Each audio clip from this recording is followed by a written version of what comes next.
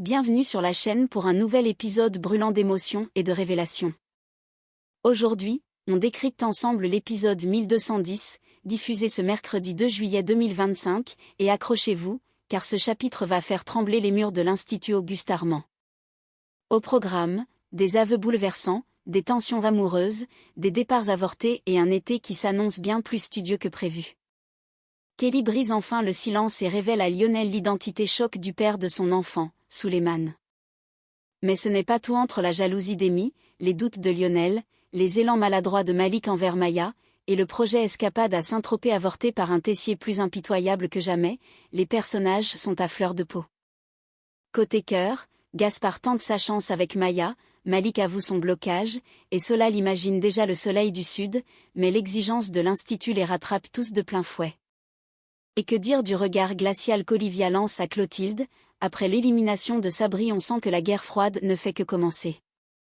Alors Kelly trouvera-t-elle le courage d'annoncer la vérité à Suleiman? Amy découvrira-t-elle un passé qu'elle n'est pas prête à affronter? Et surtout, les élèves résisteront-ils à la pression intense de la préparation au concours? Installez-vous confortablement, abonnez-vous si ce n'est pas déjà fait, et c'est parti pour un résumé ultra complet, émotionnel et captivant de ce nouvel épisode explosif d'ici tout commence. Dans un moment de sincérité rare, Kelly finit par briser le silence. Après des jours à tourner autour du pot, elle retrouve enfin Lionel et décide de lui parler à cœur ouvert. Leur échange débute sur un ton tendu, presque gêné, comme si chacun redoutait ce qui allait être dit. Puis, Kelly se lance, la voix chevrotante. J'ai su que j'étais enceinte au bout de 3 mois, je pensais que j'étais juste crevée par le boulot. Elle baisse les yeux, visiblement émue, puis ajoute. Franchement, j'ai beaucoup hésité. À le garder, à en parler. J'ai eu peur, je me sentais pas prête. Lionel reste figé, incapable de prononcer un mot. Mais Kelly poursuit, avec lucidité. Et puis, je voulais en parler à Suleiman. Vraiment. Mais j'ai repoussé, encore et encore. Je trouvais jamais le bon moment où j'avais juste la trouille. Ce moment marque un tournant. On comprend que Kelly a porté seule ce secret pendant plusieurs mois, submergée par le doute et les émotions contradictoires. Son aveu n'est pas seulement une annonce de grossesse, c'est un cri du cœur, une tentative de réparation, une volonté de reprendre le contrôle de sa vie et de ses choix. À cet instant, Lionel réalise qu'elle n'est pas seulement revenue pour cuisiner, ni même pour ranimer leur histoire passée. Elle est là pour faire face à ce qu'elle a fui trop longtemps, et tenter d'écrire une nouvelle page qu'elle espère, peut-être, moins seule. Mais une question demeure, suspendue dans l'air comme une tension silencieuse, Kelly va-t-elle enfin parler à Suleiman? Et surtout, comment ce dernier réagira-t-il en apprenant qu'il va être père? Assise sur un banc à l'ombre du vieux tilleul de l'Institut, Kelly laisse enfin tomber le masque. Le stress, l'attente, les doutes accumulés depuis des mois trouvent une brèche. À ses côtés, Jasmine l'écoute en silence, attentive, bienveillante. Avec un souffle retenu, Kelly confie. Avec Suleiman, c'était protégé. J'ai jamais pensé que c'était possible. Alors quand j'ai su, j'ai cru que j'avais halluciné. Ses mains tremblent un peu en caressant doucement son ventre déjà bien arrondi de 7 mois passés. Elle baisse les yeux, presque honteuse d'avoir douté, de ne pas avoir parlé plus tôt. J'ai attendu. Trop attendu. Je me disais que c'était une erreur, que c'était pas le bon moment. Et puis j'ai eu peur. Peur qu'il me rejette, peur qu'il pense que je l'ai piégé. Jasmine, touchée par l'émotion de son amie, pose doucement une main sur son bras. D'un ton doux mais ferme, elle lui répond. Kelly, t'as fait ce que t'as pu. Tu l'as pas fait exprès, et tu vas être une super maman. Le reste on verra. Mais une chose est sûre, t'es pas seule. Ces mots réchauffent le cœur de Kelly, qui esquisse un léger sourire, les yeux brillants de larmes contenues. Elle hoche la tête lentement, comme pour se convaincre que, oui, elle va y arriver. Que malgré le chaos de ses émotions, une force nouvelle est en train de naître en elle. Pas seulement celle de porter un enfant, mais celle d'assumer pleinement son histoire, ses choix, et de les affronter avec courage. Assis côte à côte sur un banc, dans un coin discret du parc, Malik hésite un instant avant de se lancer. Il regarde Maya droit dans les yeux, visiblement troublé, puis lâche, presque à voix basse. J'ai pas réussi à coucher avec elle. J'arrêtais pas de penser à toi. Le silence qui suit est chargé d'émotion. Maya le fixe, un peu surprise mais loin d'être moqueuse. Son regard s'adoucit, elle esquisse un sourire tendre et lui répond avec une sincérité désarmante. C'est pas une course, Malik. Y a aucune pression. On s'est dit qu'on vivait notre histoire autrement, mais y a pas d'obligation. Elle marque une pause, puis ajoute, plus légère. Ce genre de truc, ça se provoque pas. Il faut juste saisir les opportunités si elles se présentent, et si t'en as envie.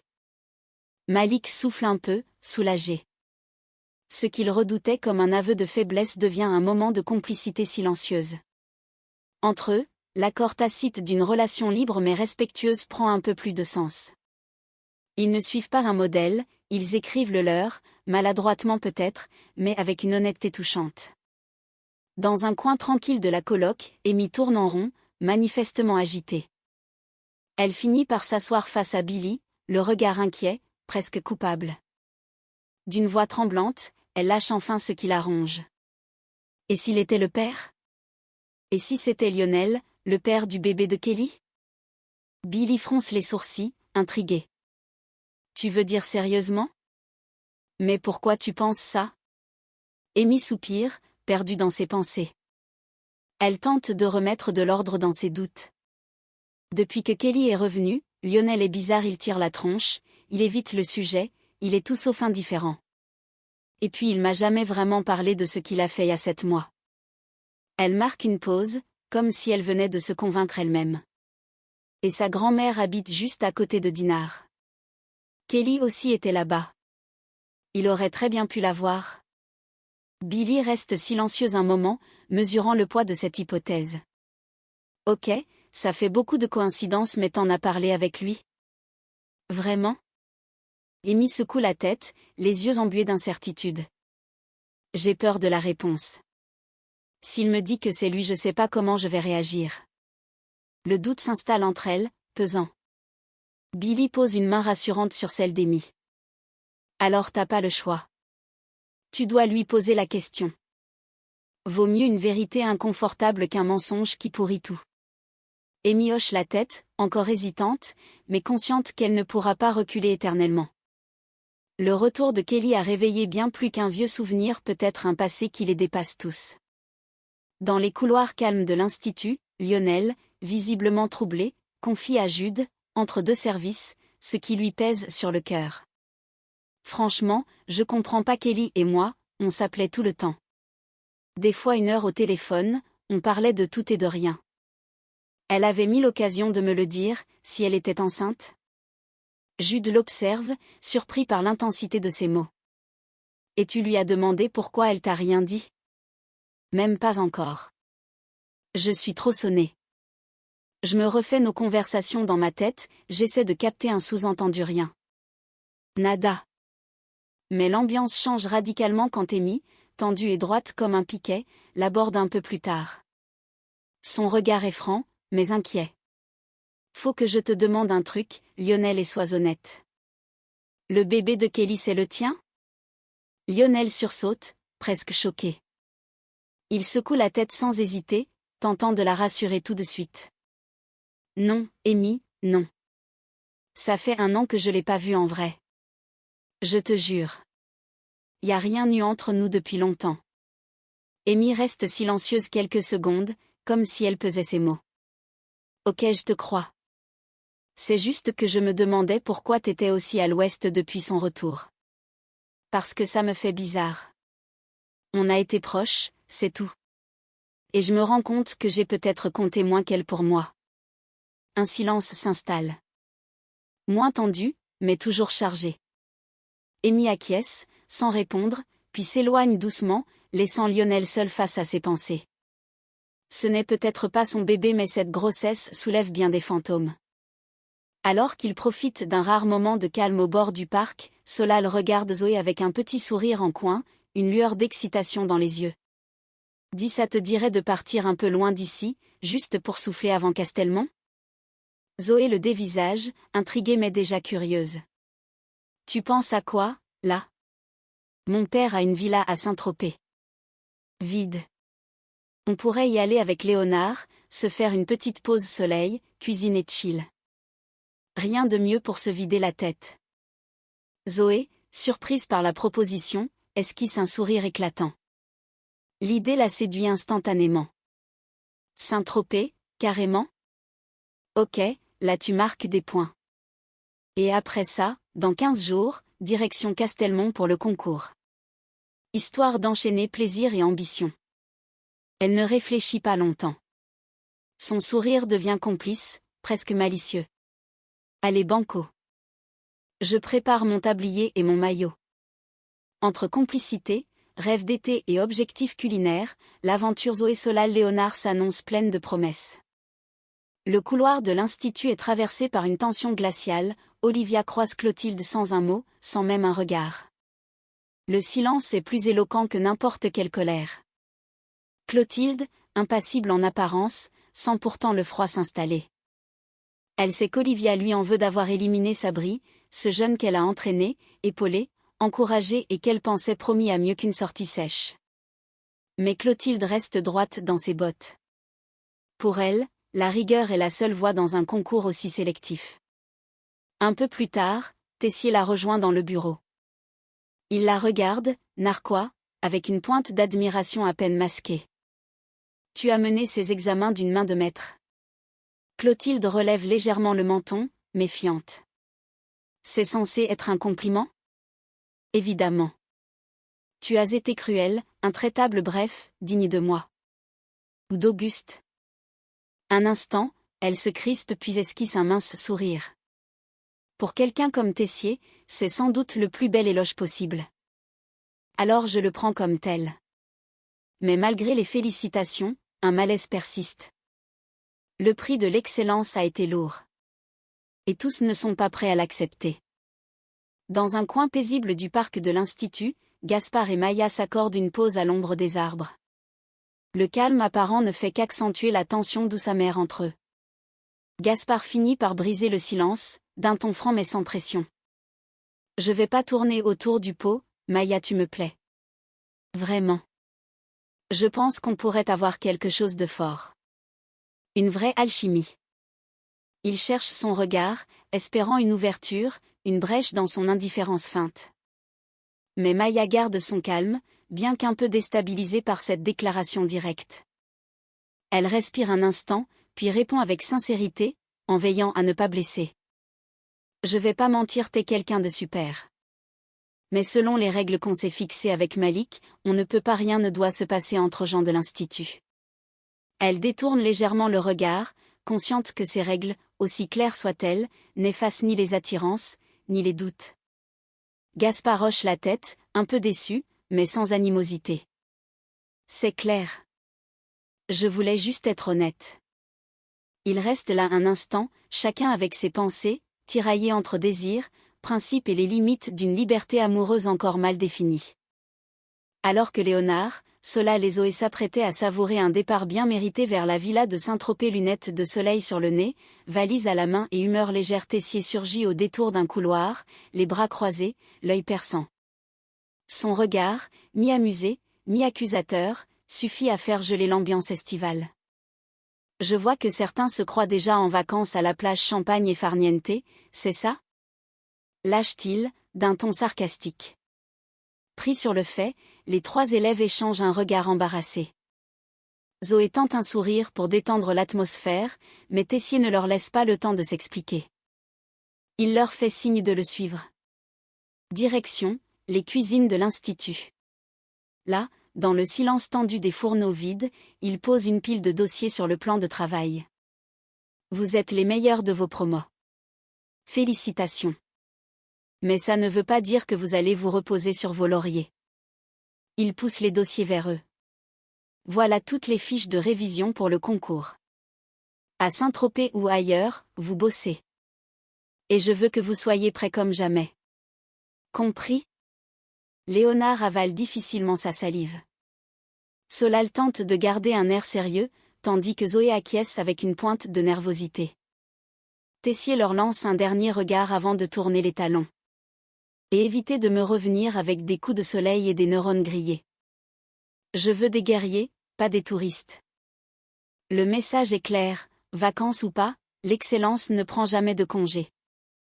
Alors que Zoé, Léonard et Solal étaient encore tout sourire, valise à la main, prêts à filer direction Saint-Tropez pour un début d'été de rêve, Tessier les cueille à froid, en pleine euphorie pré-vacances. Il les dévisage un à un, avec ce petit rictus narquois qui veut tout dire.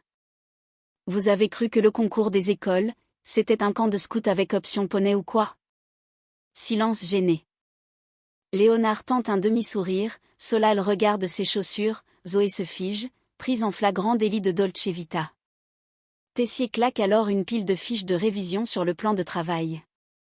Vacances annulées. Direction les cuisines. Vous avez 10 minutes pour vous changer et vous mettre au boulot. À moins que vous ne préfériez échouer brillamment et rentrer chez papa-maman? L'ambiance bascule en une seconde. Les rêves de plage, de cocktails et de farniente s'évaporent aussi vite que la vapeur d'une casserole sur le feu. Les 3 meilleurs élèves de leur promotion comprennent qu'avec Tessier, le mot « relâche » n'existe pas. Léonard souffle entre ses dents. Bon ben on sort les tabliers, pas les maillots. Zoé récupère les fiches, déjà la tête dans les sauces à maîtriser. Solal marmonne un « Saint-Tropez peut attendre », le regard rivé sur les fiches de technique. Le temps est donné, cet été, ce sera révision intensive pas bronzette sur la Côte d'Azur. Dans un moment suspendu, Kelly prend enfin son courage à 2 mains. Elle retrouve Lionel, le cœur battant, la gorge nouée. Ce qu'elle s'apprête à lui dire pourrait tout changer. Alors elle inspire profondément, puis se lance, la voix posée mais les yeux brillants d'émotion. Ce bébé au début, c'était une surprise. Un vrai coup de massue. Mais aujourd'hui, je le vois différemment. C'est devenu une jolie surprise. Lionel reste silencieux, intrigué. Il cherche dans son regard des réponses, des indices puis ose enfin la question qui le taraude depuis des jours. Et le père? C'est le mec dont tu parlais, celui de Dinard? C'est là que Kelly baisse les yeux, puis les relève avec une honnêteté désarmante. Non. J'ai menti. Il n'y a jamais eu de mec à Dinard. Le sol semble se dérober sous les pieds de Lionel. Il fronce les sourcils, inquiet, blessé peut-être. Il articule d'une voix plus sèche qu'il ne le voudrait. Alors c'est qui? Kelly prend une courte pause, presque solennelle. Puis, en le regardant droit dans les yeux, elle prononce un seul prénom, celui qui va faire l'effet d'un coup de tonnerre. C'est Suleiman. Lionel reste figé, comme si l'information refusait de monter jusqu'à son cerveau. Son visage se ferme, son souffle se coupe une seconde. Suleiman? Sérieusement? La stupeur est totale. L'annonce résonne dans sa tête. Suleiman, son ancien coloc, son rival, celui qu'il côtoie tous les jours. Il s'éloigne d'un pas, abasourdi, le regard perdu dans le vide. Une onde de choc silencieuse traverse la pièce. Et voilà, c'est la fin de notre résumé complet de l'épisode 1210, diffusé ce mercredi 2 juillet 2025, un épisode fort, bouleversant, et surtout déterminant pour l'avenir de Kelly, Lionel, Suleiman mais aussi pour l'équilibre du trio Zoé Solal Léonard, pris au piège entre rêves de vacances et rigueur culinaire. La grossesse de Kelly n'est plus un secret, mais ses conséquences, elles, commencent à peine à se faire sentir. Les tensions montent, les non-dits éclatent, et chacun devra faire des choix décisifs. D'un côté, les examens approchent, et Tessier impose son autorité avec une sévérité quasi militaire. De l'autre, les histoires de cœur et les révélations intimes menacent de tout chambouler. Les sentiments, la loyauté, la peur de décevoir tout se mêlent dans une valse émotionnelle intense. Et vous, pensez-vous que Suleiman acceptera la vérité? Que va faire Amy de ses doutes? Et surtout comment va évoluer cette intrigue explosive dans les prochains épisodes? N'hésitez pas à partager votre avis en commentaire, à liker si ce résumé vous a plu, et à vous abonner pour ne rien rater des prochains rebondissements à l'Institut. On se retrouve très vite pour l'épisode suivant et croyez-moi, le meilleur ou le pire reste à venir. Merci de votre fidélité, et à bientôt pour une nouvelle plongée passionnante dans Ici tout commence.